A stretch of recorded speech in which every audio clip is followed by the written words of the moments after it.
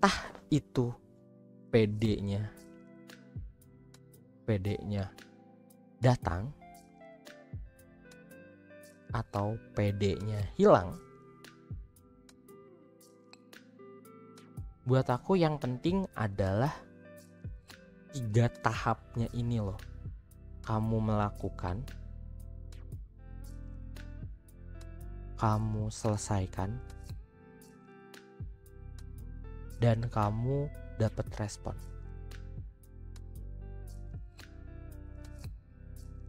Remember, bakal selalu ada 2 sisi kayak gini.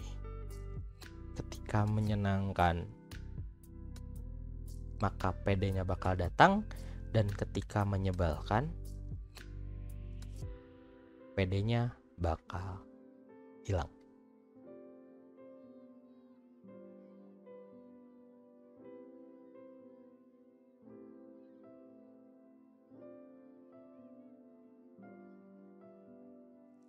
Halo teman curhat semua, senang di sini. Kali ini aku mau ngobrol tentang gimana caranya biar percaya diri bisa datang sendiri. Yuk, kita mulai bahas aja ya. Jadi di sini kita punya 4 bahan obrolan. Yang pertama adalah melihat percaya diri lebih dekat. Terus aku juga pengen ajak kamu untuk melihat dan mengukur tingkat kepercayaan diri kamu. Terus aku juga pengen ngobrol tentang gimana caranya memelihara kepercayaan diri, karena buat aku ini yang hilang dan gak banyak orang yang ngobrolin.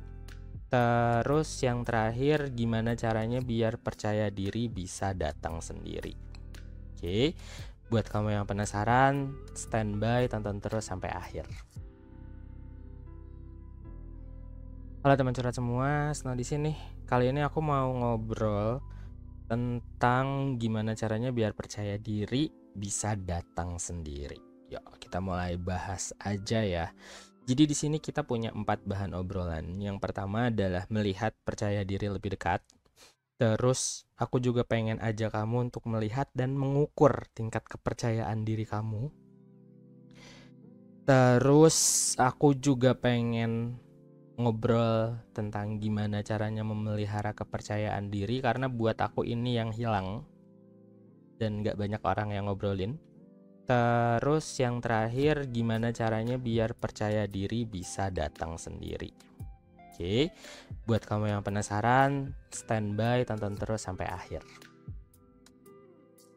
Oke, kali ini aku mau ajak kamu untuk melihat arti percaya diri lebih dekat. Yuk, kita mulai bahas ya. Jadi, aku mulai dengan memaknai kata percaya. Well, percaya ini kegedean sepertinya guys. Kata percaya ini nggak muncul tiba-tiba kan? Ya nggak sih? Nggak muncul tiba-tiba. Gitu. Ibaratnya kalau misalnya kamu nih mau kenal sama orang, misalnya kamu mau nerima seseorang buat jadi pasangan kamu, atau misalnya kamu pengen beli sesuatu dari seseorang gitu kan, maka kamu perlu percaya di situ. Cuman percaya ini enggak datang ujuk-ujuk atau tiba-tiba. Nah, dari yang aku tahu, percaya ini adalah akibat setelah kamu kenal.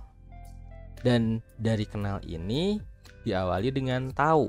Jadi berawal dari tahu, terus kenal, baru percaya gitu. Oke, misalnya kamu ditawarin buat beli bakso, katanya enak gitu kan. Nah, awalnya kamu nggak tahu tuh, emang awalnya kamu nggak akan percaya apakah baksonya enak atau enggak sebelum kamu coba langsung, bener nggak? Nah, sebelum kamu coba langsung, kamu bakal cari tahu dulu, emang baksonya di daerah mana, gambaran rasa baksonya kayak apa, terus kayak harga baksonya berapa, terus menu favoritnya apa gitu. Nah, setelah kamu cari tahu, kamu cukup kenal sama informasi-informasi yang dikasih tahu ke kamu terkait bakso itu. Nah, dari kenal inilah kamu mulai pergi ke tempatnya. Karena kamu udah mulai percaya, kayaknya baksonya enak gitu loh. Baru kamu terjun langsung satroni si tempat baksonya itu sampai akhirnya kamu makan sendiri dan percaya bahwa ini bakso enak, sampai kamu rekomendasiin ke orang lain gitu. Termasuk ke diri sendiri juga gitu. Sekarang aku jadi mau tahu deh, sejauh mana kamu tahu tentang diri sendiri, kamu kenal, dan impactnya pada akhirnya percaya. Kamu tahu tentang diri, tentang kenal sama diri sendiri, dan percaya sama diri sendiri. Sama kayak bakso itu. Ketika kamu nggak tahu, ketika kamu nggak kenal, maka kamu nggak akan percaya dan beli baksonya gitu. Ketika kamu nggak tahu diri sendiri, ketika kamu nggak kenal sama diri sendiri, kamu juga kemungkinan nggak akan bisa percaya sama diri sendiri. Nah, masalahnya kata percaya ini butuh objek nih. Butuh objek. Jadi percaya ini butuh sesuatu untuk dipercayai. Percaya ini butuh objek untuk dipercayai. Kalau tadi contohnya bakso, terus kamu. Nah, sekarang kita masuk ke diri nih. Pertanyaannya adalah apa yang perlu dipercayai dari diri sendiri? Oke. Jadi menurut aku yang perlu kita percayai dari diri sendiri adalah kebiasaan kita. Jadi kita percaya sama kebiasaan kita untuk melakukan sesuatu. Tapi kebiasaan ini berawal dari perilaku. Dan perilaku ini berawal dari pengetahuan. Gitu. Karena kamu udah tahu bahwa rasa bakso di tempat itu enak, kamu melakukan aktivitas makan bakso di sana, akhirnya karena kamu ngerasa baksonya enak, jadi kamu punya kebiasaan untuk makan bakso di sana. Oke. Contoh lain lagi, ketika misalnya kamu punya pengetahuan bahwa kamu bisa nendang penalti, bisa tendang bola penalti gitu ya, dan kamu bisa golin gitu ya, bisa golin pas lagi momen penalti, kamu punya kebiasaan cetak gol ketika nendang penalti. Nah, yang kamu percayai ini adalah diri dengan kebiasaannya. Artinya kamu percaya sama kebiasaan kamu untuk mencetak gol ketika lagi nendang penalti. Kamu percaya sama kebiasaan kamu. Ketika kamu udah nganggap makanan itu enak, maka kamu bakal makan lagi di situ. Kamu percaya sama kebiasaan kamu untuk bangun pagi. Makanya kamu cukup percaya diri ketika nanti kerja dan harus bangun pagi-pagi. Oke, kebayang ya? Kebayang ya sampai sini ya. Jadi kata percaya diri ini bisa dibilang, nih aku simpulin ya. Jadi kita perlu tahu, kita perlu kenal, baru bisa percaya gitu. Kita perlu tahu, perlu kenal, baru bisa percaya. Apa yang dipercayai gitu kan pertanyaannya. Dipercayai ini adalah diri. Apa nih isinya dari diri itu? Pertama, kita punya pengetahuan yang nanti memicu kita untuk melakukan perilaku tertentu, dan perilaku ini membuat sebuah kebiasaan gitu. Nah, percaya diri ini nggak bisa berdiri sendiri karena kita bakal nanya lagi, di sini kebiasaan apa?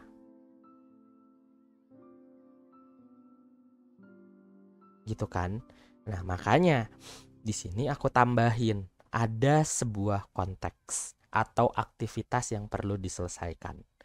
Jadi ketika kita ngobrol, misalnya nih ya, bawa motor gitu. Bawa motor atau ngendarain motor gitu ya. Nah, kita percaya sama diri kita bahwa kita tahu, kita kenal, dan kita percaya tentang pengetahuan kita, perilaku kita, dan kebiasaan kita dalam mengendarai motor.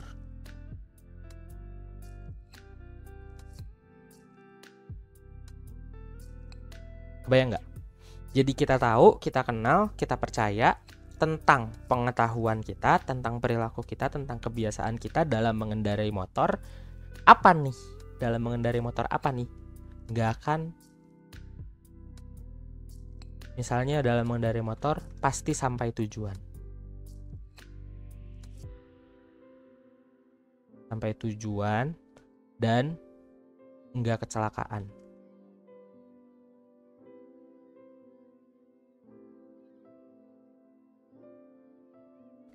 Gitu. Jadi kita percaya diri dengan kita membawa motor, dengan kita mengendarai motor itu artinya kita tahu, kita kenal, kita percaya kalau pengetahuan kita, perilaku kita, dan kebiasaan dia dalam mengendarai motor itu pasti membawa kita sampai ke tujuan tanpa ada kecelakaan. Gitu. Kebayang nggak arti kata percaya diri yang aku maksud di sini? Nah, selanjutnya aku mau ngobrol tentang melihat dan mengukur kepercayaan diri. Ini bisa dilihat dari mana sih, Snow? Oke, kita mulai bahas ya. Jadi, menurut aku, kepercayaan diri itu bisa dilihat dari kemampuan diri kamu untuk menyelesaikan sejumlah aktivitas tertentu. Ini ada gak typo, but it's okay lah ya. Kemampuan diri untuk menyelesaikan sejumlah aktivitas tertentu. Nih, aku punya premis by the way. Jadi semakin kamu mampu selesaikan aktivitasnya, semakin percaya diri kamu semakin kelihatan. Semakin kamu belum mampu selesaikan aktivitasnya, percaya diri kamu akan semakin hilang. Maksudnya gimana? Jadi gini. Jadi gini. Misalnya nih, one day kamu diajakin main catur. Main catur.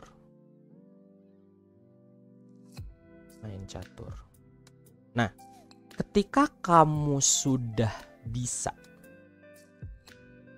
dan terbiasa main catur, maka at least PD kamu kelihatan dengan jawab, ayo. Siapa takut gitu kan. Ketika kamu bisa dan terbiasa main catur. Tapi ketika kamu enggak bisa dan terbiasa buat main catur, PD kamu hilang. Dan jawab, enggak ah. Nggak bisa. See my point? Jadi ketika kamu bisa dan terbiasa, maka kamu akan mengiyahkan untuk melakukan aktivitas itu tanpa pikir panjang. Jadi ketika kamu udah pede karena kamu bisa dan terbiasa ngelakuinnya gitu. Tapi ketika kamu nggak bisa dan nggak terbiasa, kamu bakal cenderung menghindari untuk melakukan aktivitas itu karena pedenya nggak ada. Karena kamu tidak tahu kamu nggak kenal, kamu nggak percaya sama pengetahuan, terus perilaku dan kebiasaan kamu untuk bisa menyelesaikan aktivitas itu. Jadi PD kamu hilang, maka PD kamu hilang itu adalah akibat dari keenggak mampuan kamu dan keenggak terbiasaan kamu. Di sini enggak ya. Oke. Jadi PD kamu muncul itu akibat dari kebiasaan kamu, kemampuan kamu dan keterbiasaan kamu. Nah, di situ kita bisa ngelihat tingkat PD seseorang. Nah, selanjutnya gimana caranya ngukur kepercayaan diri? Nah, untuk bisa ngukur kepercayaan diri, hal yang dilihat adalah kualitas dan kuantitas hasil akhir dari aktivitas yang kamu selesaikan. Itu bisa jadi ukuran kepercayaan diri kamu. Maksudnya gimana? Oke. Jadi di sini aku punya premis. Semakin bagus kualitasnya dan semakin banyak kuantitasnya, percaya diri kamu semakin tinggi. Semakin buruk kualitasnya dan semakin sedikit kuantitasnya, maka percaya diri kamu makin rendah. Maksudnya gimana? Kalau misalnya kita ambil contoh yang tadi nih, main catur. Oke, kita ambil contoh main catur. Nah, catur ini ada menang dan ada kalah. Oke, berarti di sini semakin banyak menangnya, PD kamu bakal semakin banyak juga. Oke, semakin sedikit kalahnya, maka PD kamu akan sedikit pula atau bakal semakin rendah. Semakin sering kamu main catur, semakin banyak kemenangannya dan semakin sulit permainan caturnya tapi kamu menang, maka kamu bakal dengan PD untuk main catur dengan orang lain. Malah menantang orang lain buat main catur. Tapi semakin sedikit kamu main caturnya dan semakin sedikit juga kemenangannya, yang bahkan orang lain gak sampai mikir keras buat ngalahin kamu. PD kamu akan semakin rendah ketika kamu harus main catur. Nah, untuk ngukurnya adalah yaitu semakin banyak jam terbangnya, maka bisa dipastikan PD-nya juga ngikut semakin tinggi. Makin sedikit jam terbangnya, maka bisa dibilang PD-nya juga ngikut jadi semakin rendah. Gitu loh guys. Kebayang gak sampai sini? Oke, nah selanjutnya aku bakal bahas bagian yang hilang dari topik kepercayaan diri. Jadi stay tune, oke? Tonton sampai kelar. Oke, kali ini aku mau ngebahas tentang bagian yang hilang dari konten percaya diri, yaitu gimana caranya memelihara kepercayaan diri. Kita tahu, kita sadar bahwa kita selalu diminta untuk bisa percaya diri. Tapi kebanyakan case kita diminta untuk percaya diri tanpa bener-bener diajarin gimana caranya untuk memelihara kepercayaan diri yang sudah kita miliki.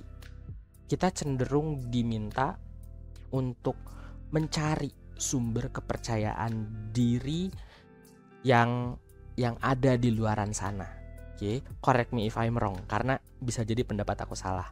Tapi yang aku tahu dan dari pengalaman aku selama kurang lebih sekian tahun gitu ya, ngobrol tentang self development dan nontonin juga konten self development dari kreator-kreator lain, konten ini jarang banget dibahas gimana caranya memelihara kepercayaan diri yang sudah ada. Makanya yuk kita mulai bahas ya. Nah, jadi percaya diri ini akan menguat dan melemah seiring respon yang kita berikan setelah menyelesaikan sejumlah aktivitas tertentu. Oke, aku punya premis by the way. Percaya diri akan menguat setelah mendapatkan respon yang menyenangkan, dan percaya diri akan melemah setelah mendapat respon yang menyebalkan. Maksudnya gimana? Jadi gini, kita back to basic, bahwa yang namanya percaya itu butuh objek. Oke, percaya itu butuh objek, objeknya adalah diri. Nah, percaya plus diri ini butuh konteks. Konteksnya adalah aktivitas. Oke, kebayang ya sampai sini? Ini basicnya dulu nih, sebelum kita masuk ke memelihara. Nah, jadi misalnya gini, ini kita bakal selalu temuin sih di kehidupan sehari-hari. Kayak misalnya kamu lagi ujian. Kamu udah belajar buat ujian. Buat ujian misalnya pelajaran bahasa Inggris.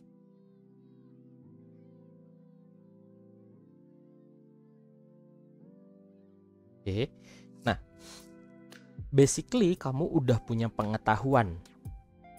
Kamu udah tahu, kamu udah kenal, kamu udah percaya kalau kamu punya pengetahuan, kamu punya perilaku, dan kamu punya kebiasaan buat bisa dapat nilai, bisa dapat nilai rata-rata di pelajaran bahasa Inggris misalnya.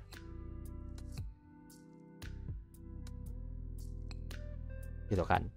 Kamu udah tahu, kamu udah kenal, dan kamu percaya sama kemampuan, sama pengetahuan kamu, percaya sama perilaku kamu, sama kebiasaan kamu, kalau kamu bisa dapat nilai rata-rata di pelajaran bahasa Inggris. Nah, ketika nanti kamu mengerjakan pelajaran bahasa Inggris untuk ujian gitu ya, ketika nanti nilainya bagus, nih kita tulis di sini ya. Ketika nanti nilainya bagus, maka PD kamu akan menguat. Tuh kan bener, nilai gue bagus nih ujiannya. Kamu bakal semakin pede, dan mungkin di sini bakal berubah buat dapat nilai rata-rata jadi dapat nilai tinggi gitu di pelajaran bahasa Inggris. Nah, tapi ketika nilai kamu jelek, maka PD kamu bakal melemah. Dan rata-rata ini bisa berubah jadi rendah. Semakin sering kamu nilai ujiannya bagus, PD kamu bakal semakin menguat, dan kalimat terakhir ini bakal jadi bisa dapat nilai tinggi. Begitupun ketika kamu semakin jelek nilainya, semakin sering nilainya jelek, maka PD kamu akan melemah dan nilai rata-rata ini bakal turun ke rendah. Tapi kalau misalnya kamu B aja, dan di sini ya PD kamu bakal tetap, karena baseline-nya kamu ada di rata-rata nih gitu. Gak bagus-bagus banget, gak jelek-jelek banget, tapi rata-rata. Nah, jadi si PD ini bakal bergantung sama hasil ini nih. Gitu. Semakin kuat kalau responnya menyenangkan. Ya nilai bagus, seneng dong gitu kan. PD-nya melemah ketika dapat respon yang menyebalkan. Anjing, nilai aing jelek bangsat, padahal udah belajar gitu kan. Ya apa emang gue nilainya bakal jelek terus ya kalau ikutan atau selesaiin ujian bahasa Inggris ini gitu. Nah, itu nanti bakal masuk nih, kamu bakal nambahin ke sini nih, kamu bakal makin tahu, makin kenal, makin percaya, dan pengetahuan kamu, perilaku kamu, dan kebiasaan kamu makin kuat untuk bisa dapat nilai apa?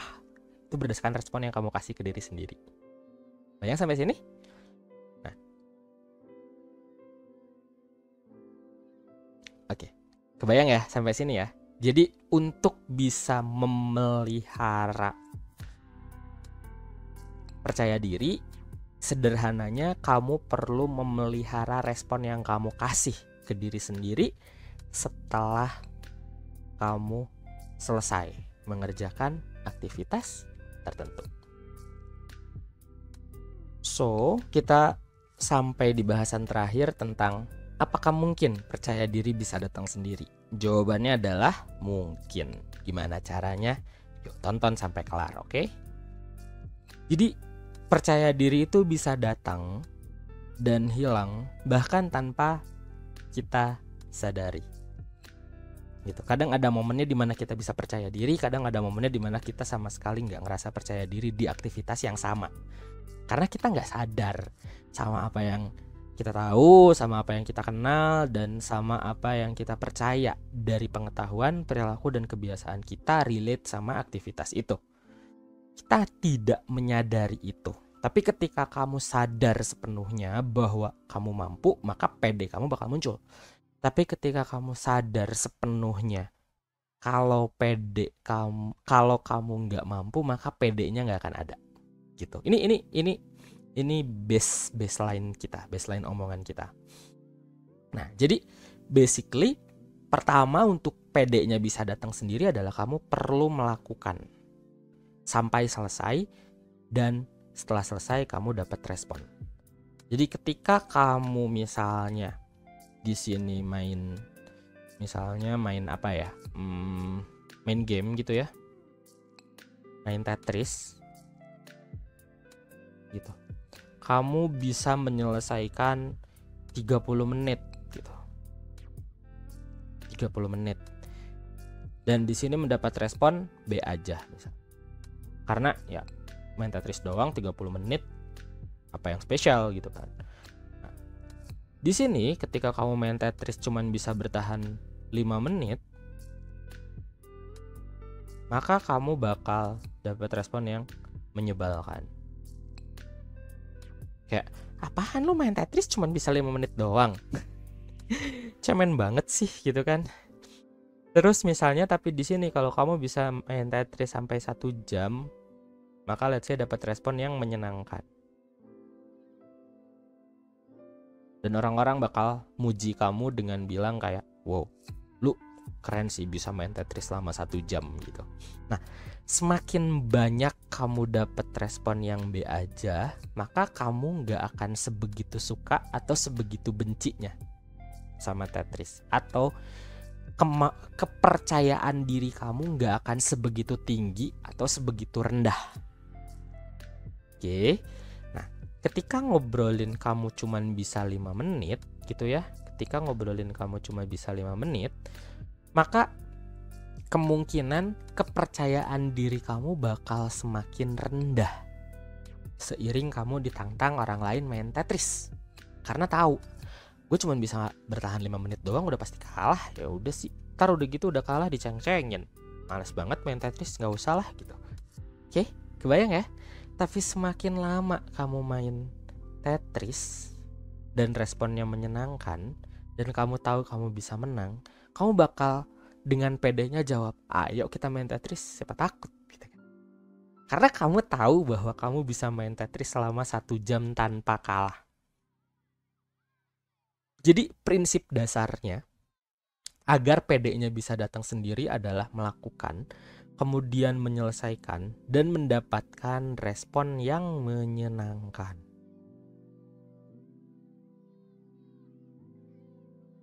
Gitu. Ini PD kemungkinan besar bakal datang sendiri. Oke, semakin sering melakukan, semakin banyak menyelesaikan, plus mendapatkan respon yang menyenangkan, maka PD-nya bakal semakin di awang-awang. Tapi semakin sedikit melakukan, semakin sedikit menyelesaikan, ditambah respon yang menyebalkan, maka PD-nya bakal ada di paling rendah, pokoknya di paling bawah. tapi ya melakukan dengan seadanya, menyelesaikan dengan seadanya dan dapat respon B aja juga pede kamu nggak begitu tinggi dan nggak begitu rendah. Jadi ini prinsip dasarnya biar pede bisa datang sendiri. Nah, jadi aku punya premis guys. Percaya diri datang sendiri itu setelah kamu dapat respon yang menyenangkan, setelah menyelesaikan aktivitasnya. Oke? Percaya diri hilang sendiri setelah mendapatkan respon yang menyebalkan setelah kamu menyelesaikan aktivitasnya. Jadi balik lagi, PD ini butuh konteks. Konteks ini adalah aktivitasnya. Nah, PD bakal datang dan hilang nanti di sini setelahnya. Setelah selesai, ini dapat respon apa?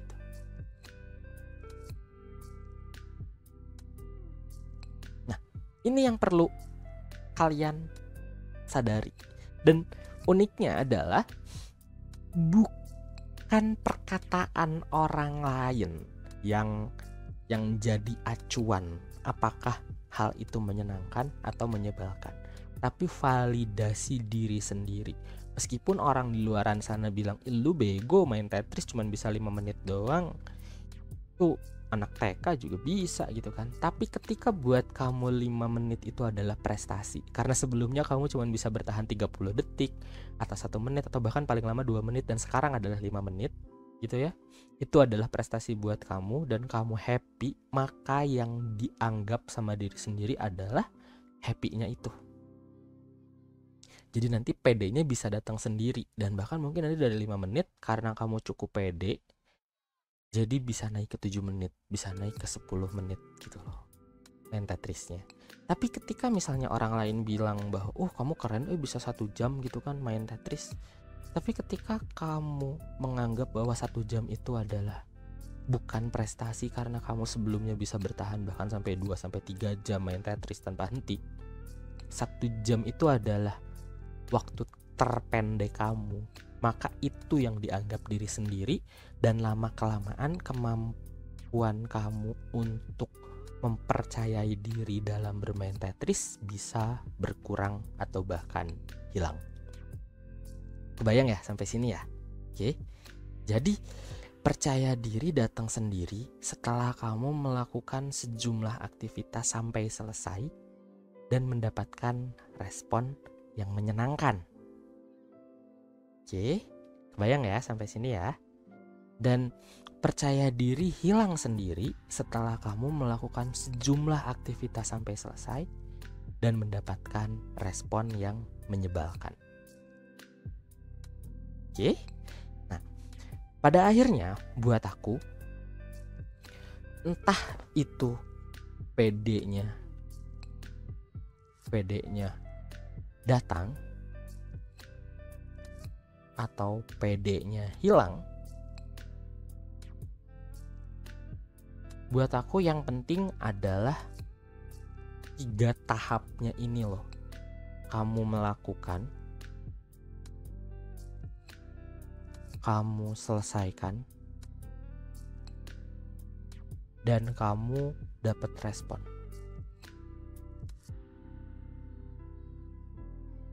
Remember, bakal selalu ada 2 sisi kayak gini. Ketika menyenangkan, maka PD-nya bakal datang, dan ketika menyebalkan, PD-nya bakal hilang.